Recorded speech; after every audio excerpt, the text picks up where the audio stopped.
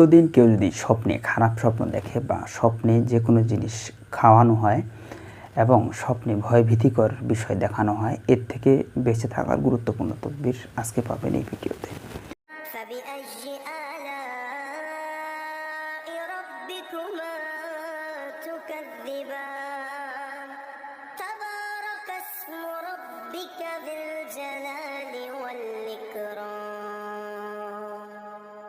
ইন্নাল হামদুলিল্লাহ ওয়াসসালাতু ওয়াসসালামু আলা রাসূলিল্লাহ। কাছে এবং দূরে, দেশে এবং দেশের বাইরে যারা যেখান থেকে জালালিয়াম টিভিতে যুক্ত হচ্ছেন সকলকে জানাচ্ছি অনেক প্রীতি ও শুভেচ্ছা। প্রিয় দর্শক শ্রোতা, ইতিমধ্যে আপনি যদি একজন নতুন সদস্য হয়ে থাকেন অবশ্যই চ্যানেলটিকে সাবস্ক্রাইব করবেন।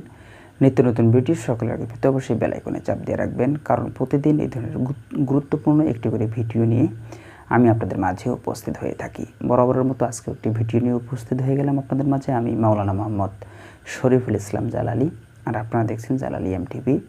তো এই ভিডিওতে খুবই গুরুত্বপূর্ণ আলোচনা করা হবে এবং জালালিয়াম টিভির প্রত্যেকটা ভিডিওই আপনারা ঘুরে দেখতে পারেন। খুবই কার্যকরী এবং গুরুত্বপূর্ণ তদবির নিয়ে আলোচনা করা হয়েছে।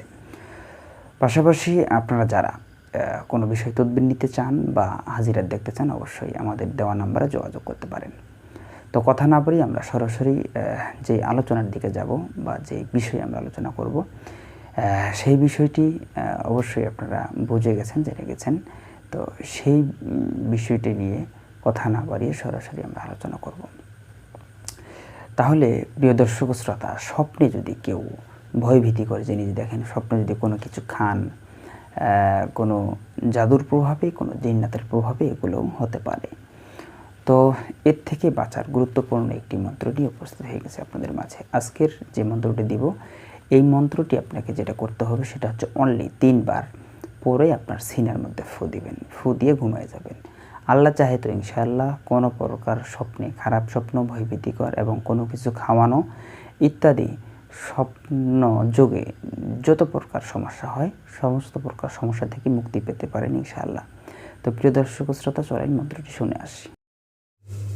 মন্তর পাক রতন নাম এলাহি করকে স্মরণ করালে কার মার তো দম দম হাকা জলদি ভাগ যা বুরা जितना खा भाई हमारा দোহাই খোদা কা শয়তানরা বাহককে হক লা ইলাহা ইল্লাল্লাহ মুহাম্মাদুর রাসূলুল্লাহ। এই মন্ত্রটি সেম 3 বার পরে সিনায় ফু দিয়ে শুয়ে যাবেন। কোনো মোবাইল টিপবেন না, দোয়া দুরুদ পড়বেন, আর বাকি যেগুলো দোয়া দুরুদ আছে শোয়ার সময় এগুলো পরে শুয়ে যাবেন ইনশাআল্লাহ। আল্লাহ তাআলা যদি রহম করেন, দয়া করেন, এই সমস্ত শয়তানের ধোঁকা থেকে আপনি বেঁচে থাকবেন, আল্লাহ হেফাজত করবেন। তো প্রিয় দর্শক শ্রোতা, যারা যেখান থেকেই দেখতেছেন অবশ্যই আমলগুলি করে জানিয়ে যাবেন যে আপনারা ফল পাচ্ছেন কিনা।